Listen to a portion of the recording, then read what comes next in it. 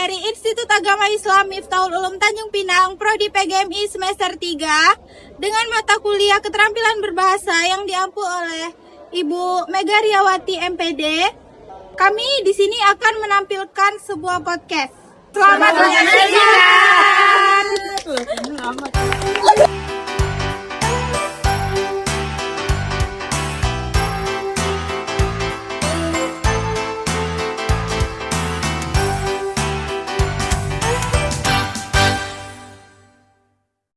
Bismillahirrahmanirrahim. Assalamualaikum warahmatullahi wabarakatuh.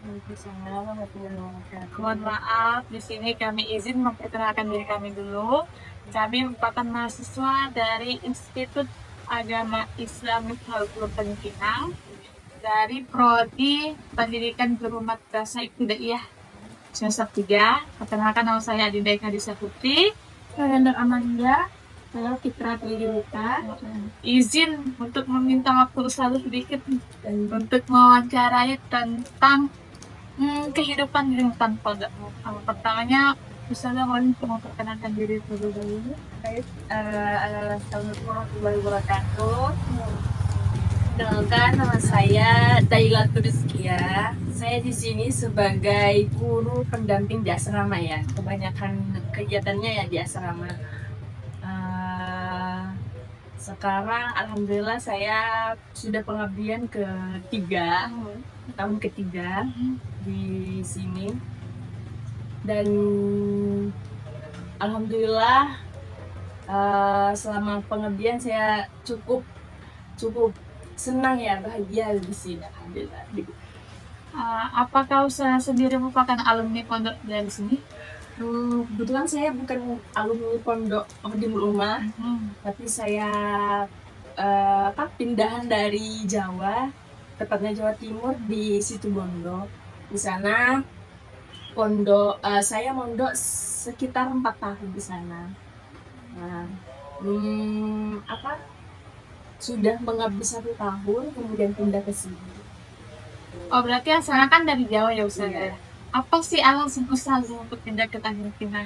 Yang pertama, saya ingin membangun relasi pertemanan yang lebih luas ya. Karena kebetulan dari kecil saya ada di Jawa gitu. Saya ingin berpindah tempat di sini kan tempatnya Melayu gitu kan. Kayak gimana sih kehidupan Melayu gitu. Jadi cukup antusias ya, kayak culture shock-nya dapat semuanya gitu. Oke, lanjut. Ini membahas tentang lingkungan pondok yang baru ya. Oke. Apa sih kegiatan rutin keseharian anak-anak di pondok ini sehari? Oke. Kalau setiap harinya itu pasti berbeda-beda ya, karena mungkin dari pagi jam 7 sampai jam 2 itu sama kegiatannya sekolah. Tapi ketika selesai dari jam 2 sampai malam, sampai mau tidur itu mungkin beda-beda kegiatannya, karena ada ekstrakurikuler, terus ada kegiatan-kegiatan yang mungkin kebahasaan dan lain-lain gitu. Kalau misalkan hari Jumat itu kita ada olahraga, terus lari pagi, ada ekstrakurikuler, berenang. Kebetulan Jumat di sini libur. Oh, liburnya Jumat. Liburnya. Nah, kalau hari-hari biasa dari Sabtu sampai Kamis itu sekolah biasa. Berarti Minggu pun masuk ya Ustaz? Minggu masuk. Sabtu juga masuk? Sabtu masuk. 6 hari. Jumat aja libur. Jumat aja. Beda ya sama sekolah dulu? Iya, betul. Beda sekali. Selanjutnya saya bertanya, bagaimana peran ustazah di pondok dalam membimbing santri di luar kegiatan belajar mengajar? Oke, kalau saya pribadi ya seperti tadi, karena saya guru asrama, jadi mendampingi santri lebih banyak yang di asrama. Sedangkan guru kelas kebetulan di sini dibagi jadi 2 usahanya. Jadi ada yang fokus untuk ngajar, jadi kebanyakan waktunya di sekolah, dan saya pribadi ada di asrama. Jadi hampir 24 jam di asrama gitu. Hanya sedikit sekali untuk ngajar ke bayi, ke putra.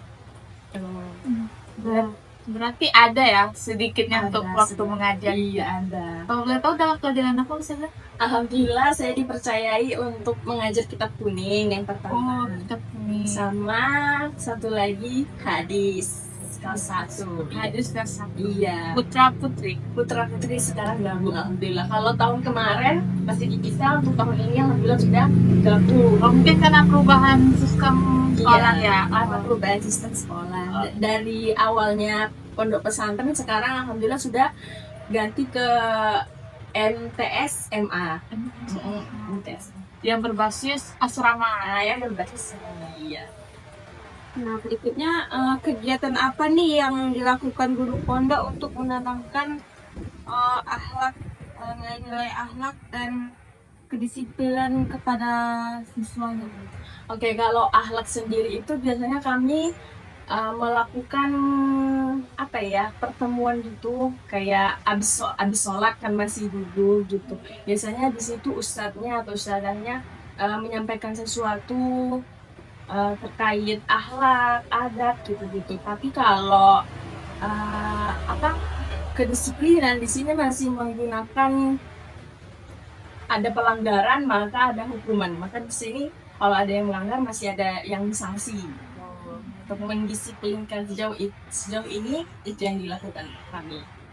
Gitu. Jadi hukuman sanksi yang terberat tuh apa Ustazah biasanya? Terberat tidak ada yang terberat sih, semuanya sama, tergantung kesalahannya iya.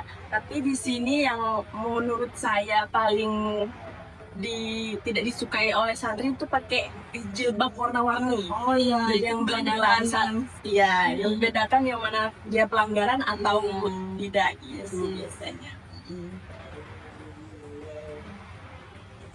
Kalau kan dengar-dengar nih Ustazah, ini pondok bahasa juga. Nah, itu gimana cara penerapannya sehari-hari? Oke, yang pertama kita ada ilko mufrodat namanya.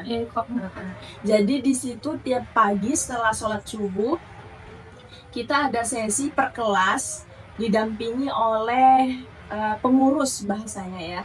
Jadi per kelas itu didampingi satu pengurus untuk dilatih mufrodatnya, kosakatanya, baik bahasa Arab atau bahasa Inggris.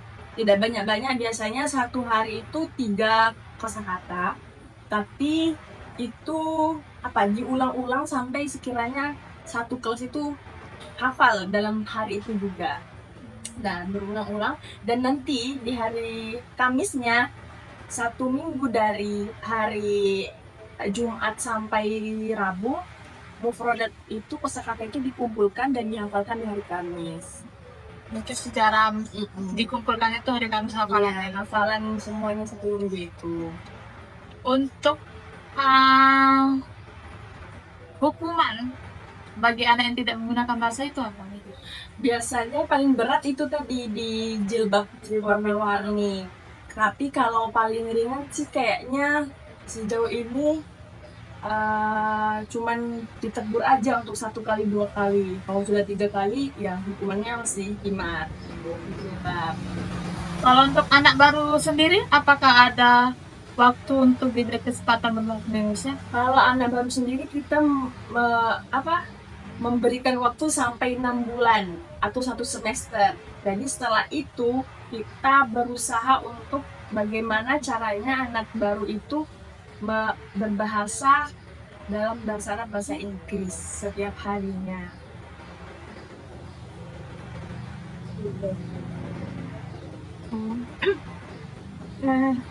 Bagaimana Ustazah pondok mengatur waktu antara mengajar Bagaimana Ustazah pondok mengatur waktu antara mengajar, membimbing, dan kegiatan pondok lainnya? Oke, seperti yang saya tadi katakan, kalau di sini tuh pembagiannya ada 2, jadi guru asrama dan guru kelas. Jadi yang mendampingi santri ya kebanyakan guru asrama gitu, sedangkan yang mengajar ya kebanyakan guru kelas bagian sekolah gitu. Itu sih. Nah, apa saja nih kegiatan keagamaan yang dilakukan oleh Oke, keagamaan di sini sih seperti pesantren-pesantren pada umumnya ya. Yang pertama sholat jamaah, sholat tahajud, sholat duha, terus halaqah. Halaqah itu kayak ngaji bareng gitu kan habis maghrib. Terus apa lagi, sholawat diba kalau di sini ya pakai sholat diba. Terus baca surah al-ma'surah, surat itu sih basic Kalau kegiatan di luar sekolah tuh ada nggak Ustazah? keagamaan di luar sekolah. Biasanya ya hari-hari besar kayak maulid, ada di sini acara maulid dirayakan, bagi-bagi parcel gitu. Terus apa lagi ya? Ya hari-hari besar gitu. Oh, organisasinya ada pramuka juga. Oke, organisasi di sini tuh masuk namanya PPEF. PPEF apa sih namanya? Oh, PPM. Namanya PPM. Kalau pramuka itu masuk ke ekstrakurikuler. Salah satu ekstrakurikuler. Tuh, dia di sini masih aktif ekstrakurikuler pramuka sampai sekarang. Kalau untuk OPPM sendiri dalam bahasa luarnya tuh apa ya? Kan kami dari luar nih nggak mengetahui apa sih itu OPPM. Ya, OPPM itu organisasi apa sih namanya? Oke, katu yang populernya udah tahu. Saya tuh ngomongin nih. Organisasi Pelajar Pondok Modern. Oke, OPP itu singkatan dari Organisasi Pondok Pesantren Modern. Nah, gitu. Jadi kayak OSIS gitu kalau di luar. Oh, Kayak, sama aja. Tapi bedanya hanya kita di lingkungan pesantren. berarti setara dengan OSIS ya? Iya. Oke. Kalau kan yang banyak kita ketahui tuh di pondok-pondok lain tuh kayak ada pentas seni atau apa. Kalau di pondok ini sendiri ada nggak? Di sini alhamdulillah setiap tahun pasti ada namanya khutbatul arsh dan arena gembira. Jadi kegiatan di dalamnya itu mempertunjukkan apa sih kegiatan di pesantren yang dibuatkan seni gitu. Jadi di sini ada ekstrakurikuler silat, misalkan pramuka. Jadi itu dipentaskan, dibuatkan seninya gitu, biar bisa ditunjukkan kepada orang-orang banyak. Juga sebagai apa ya, promosi juga gitu. Nah, apakah tantangan yang sering Ustazah hadapi di pondok dalam menjalankan kegiatan di pondok? Oke, yang pertama ya pastinya di pondok itu bukan berasal dari orang-orang yang baik seluruhnya ya. Pasti ada anak-anak yang terpaksa masuk ke pondok. Jadi mereka terpaksa juga melakukan kegiatan. Nah, mereka yang terpaksa melakukan kegiatan, maka mereka akan meremehkan tanggung jawab mereka, meremehkan kegiatan yang ada, terus ya meremehkan pelanggaran gitu sih. Jadi kami pribadi mau dibilang kewalahan nggak kewalahan ya, karena kita tahu alasan dia dulu. Kamu kenapa, ditanyakan. Kalau mereka melanggar ditanya kenapa kamu melakukan seperti ini, pasti mereka akan mengeluarkan alasan. Nah, selanjutnya, bagaimana upaya Ustazah di pondok untuk meningkatkan kualitas pendidikan dan pembinaan santri di pondok? Kalau di pondok ya kebanyakan keagamaan ya, kegiatan asrama biasanya aja. Jadi kalau meningkatkan kualitasnya ya kita harus terjun aktif langsung di kegiatannya. Jangan hanya menyuruh kamu kegiatan ini, kamu kegiatan itu, tapi usahanya misalkan santai-santai di sini cuma duduk, tapi kita harus ikut duduk juga di sana, kita memantau langsung gitu. Itu sih. Nah, kegiatan apa saja yang dilakukan santri di sini di pagi hari dan hingga malam hari? Dari pagi sampai malam hari. Dari bangun tidur itu di sini insya Allah rutin jam 4 bangun. Jam 4. Setelah itu sholat tahajud, kemudian subuh, habis itu langsung ilmu produk tadi, habis itu langsung piket, mandi, kemudian berangkat sekolah. Nah, berangkat sekolah itu di sana kebetulan makannya di sana, jadi sarapan ke sana dulu. Setengah 7 itu udah di sana untuk makan dan persiapan masuk. Jam 7 pas sekolah sampai jam 2 siang. Setelah itu jam 2 pulang ke asrama lagi untuk istirahat sampai asar. Kemudian asar itu sholat jamaah. Itu kalau hari-hari biasa, kalau tidak sedang ekstrakurikuler. Kemudian asar, sholat jamaah, kemudian piket, dan habis piket itu biasanya anak-anak suka olahraganya di sini ringan-ringan aja kayak badminton, voli ataupun jalan sore gitu ya.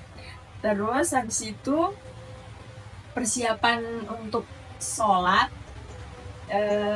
biasanya itu setengah enam biasanya anak-anak ada yang piket untuk ngaji di speaker, dan yang lainnya itu udah standby di musola untuk persiapan sholat maghrib. Setelah sholat maghrib ngaji sampai isya sholat isya, terus setelah itu makan malam. Kemudian habis makan malam belajar sampai jam setengah 10.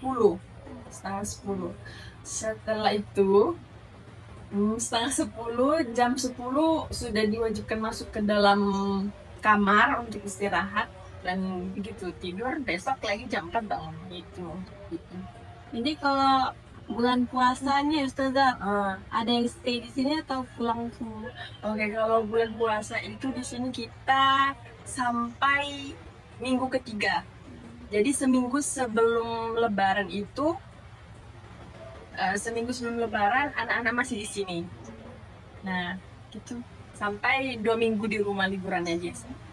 Seminggu terakhir Ramadan dan seminggu setelah Lebaran. Gitu. Misalnya ini kan ada waktu istirahat siang, misalnya istirahat tidur siang atau tidur santai, ada nggak kalau di sini? Ada, dari pulang sekolah jam 2 sampai asar biasanya anak-anak tuh gunakan untuk mencuci ataupun mungkin kegiatan pribadinya lah gitu. Berarti yang santri perempuannya itu sekolahnya di sana Ustazah? Iya, sekolahnya di sana. Jadi tiap hari bolak-balik, pagi, siang. Kalau ada kegiatan tambahan, istighosa bareng atau apa, kesana lagi. Jadi bolak-balik. Kalau misalnya hujan, itu gimana tuh? Oke, pertanyaan yang bagus ya biasanya. Kalau hujan itu kita kondisikan. Jadi misalkan janjinya acaranya dan jam 8 ternyata hujan, ya kita cancel dulu setengah jam atau mungkin 1 jam. Jika tidak memungkinkan, mungkin kegiatannya diundur untuk besok. Nah, itu kan dalam hal kegiatan. Ya. Kalau dalam hal sekolah, Sekolah sama juga. Jadi jam 7 seharusnya udah di sana, tapi karena hujan bisa sampai jam 9. Jam 9 lah mentoknya, setengah 9 gitu. Ada di sini untuk menunggu hujan. Ketika hujannya agak rendah, baru kita ke sana.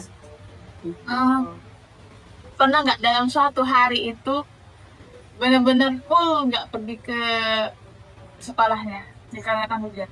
Sejauh ini kayaknya belum pernah ya, kayaknya selama saya di sini 3 tahun di sini belum pernah kayaknya ya.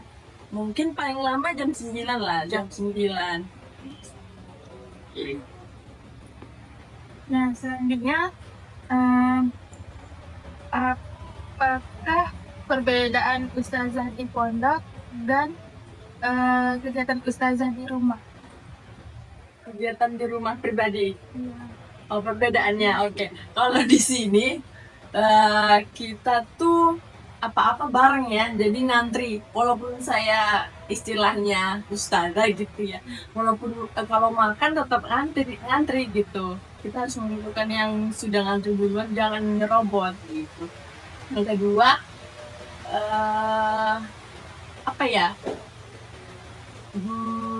Apa kegiatan bareng-bareng kayak sholat jamaah itu terasa karena kita tuh banyakan gitu ya. Tapi kalau di rumah kan sendiri sholatnya gitu sih. Nah, bagaimana aturan yang diterapkan di pondok ini kalau Oh, aturannya ya tergantung ya karena di sini ada beberapa bagian, ada bagian bahasa, bagian olahraga, bagian kebersihan. Jadi masing-masing perbagian itu punya aturan sendiri. Jadi yang misalkan saya pegang kebersihan. Jadi untuk bagian bahasa saya tidak ikut campur. Tidak ikut campur untuk sanksinya gitu, tapi untuk mengingatkan tetap bertanggung jawab untuk mengingatkan menggunakan bahasa gitu.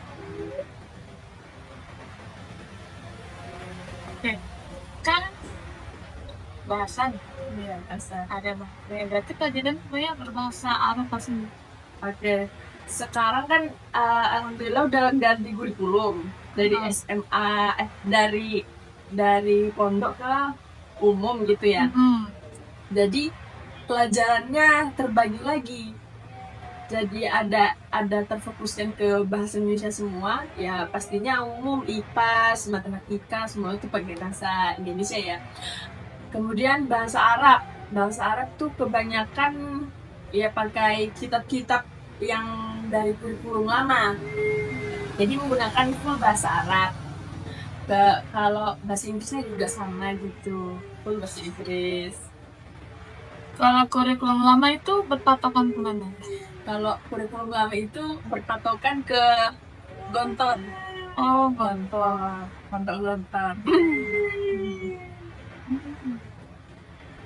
Pengalaman apa yang Ustazah rasakan yang paling berkesan selama Ustazah tinggal di pondok? Paling berkesan, semuanya berkesan ya menurut saya karena apa ya? Memang tujuan utama kesini ya untuk mencari pengalaman yang pertama, yang kedua untuk memperbesar memperluas pertemanan gitu. Jadi semua bahasanya keadaan ya maupun baik maupun buruknya tetap berkesan karena sebagai pembelajaran sih untuk masa yang akan datang gitu. Nah, bagaimana sikap santri atas peraturan yang telah dibuat oleh pondok ini? Apakah ada yang misalnya kayak, oh, wow, peraturannya nih susah banget nih, Nggak masuk akal gitu. ya nggak masuk akal nih gitu. Oke. Mau nggak mau di sini harus menjalankan hukumannya karena dari awal kita udah mengadakan namanya tengko. Jadi itu perjanjian kalau kamu melanggar ini maka hukumannya ini, kamu melanggar itu hukumannya itu gitu. Jadi mereka udah ikhlas dari awal. Berarti itu udah kesepakatan dari santri dan orang tua ya, Ustazah? Santri, orang tua dan guru Iya. gitu. Misalnya nih kan ada yang santri paksaan dari orang tua tuh mau nggak mau dia menjalankan kan. Dia sampai di sini dia tuh kayak pendiam gitu, nggak mau bersosialisasi sama yang lain. Itu kayak mana? Oke. Ada beberapa ya, nggak semuanya. Jadi tapi kebanyakan yang saya lihat setelah pondok itu mungkin setelah 1 minggu 2 minggu mereka kan bersosialisasi sendiri gitu. Mungkin dalam 1 minggu mereka pendiam, tapi kebanyakan semuanya sudah bisa berbaur setelah 2 minggu ke atas terus seterusnya gitu. Karena nggak mungkin kan dia sendirian aja di kamar aja, pasti kawan-kawannya juga ngajak, mau nggak mau dia pasti ikut lah gitu kegiatan. Nah, menurut Ustazah nih, apa sih hal yang unik nih di pondok ini? Ada nggak? Unik, kalau unik sih apa ya, santri di sini uniknya kalau apa ya, kalau kan di sini nggak boleh pakai ini ya, apa, make up Ya. mereka tuh walaupun diambil berapa kali pun lipstiknya tetap ada. Oh iya. Jadi habis diambil ada lagi di kamar, enggak di lemarinya. Mereka apa ya, lebih pintar lah menyembunyikan barangnya daripada kami yang mendampingi gitu. Ya itulah uniknya. Setelah diambil ada lagi, diambil ada lagi gitu. Habis sih. Kalau kakak sendiri kegiatannya sekarang? Oke, kegiatan kami selain ada di asrama itu alhamdulillah sekarang udah kuliah semester 5. Nah, jadi kuliahnya apa ya? Ya menurut saya sangat membantu lah. Mengisi kekosongan yang ada di pesantren gitu. Bagaimana sih Ustazah membagi waktu misalnya kuliah dan kegiatan di pesantren? Oke, membaginya tuh pandai-pandai ya. Tapi kan karena saya guru asrama, kebanyakan ada di asrama, jadi sangat banyak waktu sih sebenarnya. Cuman tergantung kepada pribadi lagi. Dia rajin nggak buat tugas gitu ya. Tergantung sama orangnya sih. Kalau waktu banyak. Kalau misalnya di kampusnya ada kegiatan, di sini ada kegiatan serentak itu, jadi Nah, gimana? harus ada yang harus dikorbankan memang. Ya karena apa ya? Karena Udah untuk resikonya saya kan di sana. Hah? Udah resikonya kan. Udah kuliah resikonya, sambil iya. kerja. Iya, udah resikonya harus ada dikorbankan salah satunya gitu sih. Satu sih yang saya penasaran. Iya. Santri kabur gimana? Oh, santri kabur ya. Yang pertama, malam di sini harus ada yang jaga. Karena namanya ada yang jaga malam gitu ya. Dan khusus sekarang karena sekarang udah di gerbang, dulu nggak ada gerbangnya, jadi ada yang jaga malam. Sekarang ada gerbangnya, jam 10 Ustadz yang tinggal di sini ya menggembok gitu. Jam 10 menggembok, terus kalau alhamdulillah udah dipasang CCTV juga. Kalau seumpama ada yang kabur tanpa bisa dipantau oleh kami, bisa naik CCTV. Tapi sejauh ini alhamdulillah